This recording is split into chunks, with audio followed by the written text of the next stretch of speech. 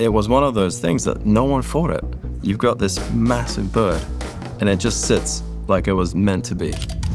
I'm Chris Pope, the footwear design director at Arc'teryx, and this is how we made the Cylon 2.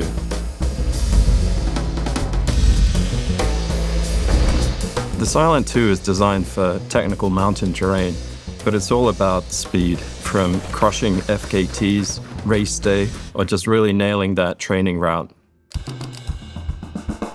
With the Cylon 1, we knew we had a really fast shoe.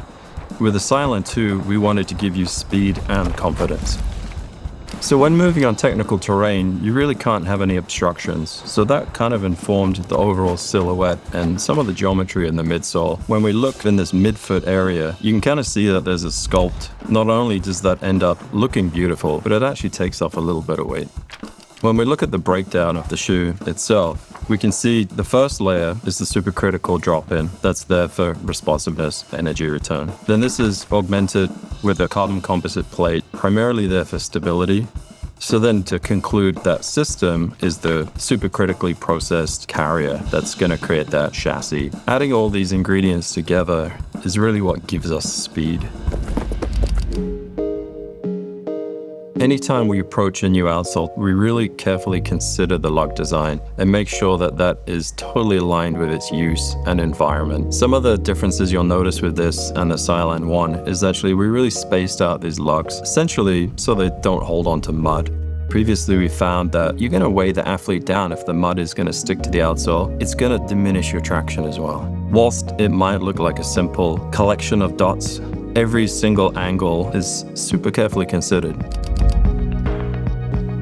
A couple of the things that the athletes are really looking for when we're looking at the upper in particular is really getting a secure, snug hold on your foot, but at the same time allowing it to breathe and not overheat. So for this one, we looked at this engineered woven so we could really zonally create opportunities for breathability.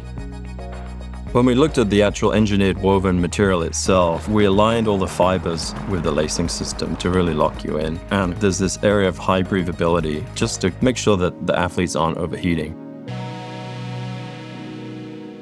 I'll have to admit, it wasn't an easy process. We made maybe 5, 6 different iterations, but we hope that essentially the sum of all the parts come together, that it's gonna feel natural, it's gonna feel fast, it's gonna make you want to run.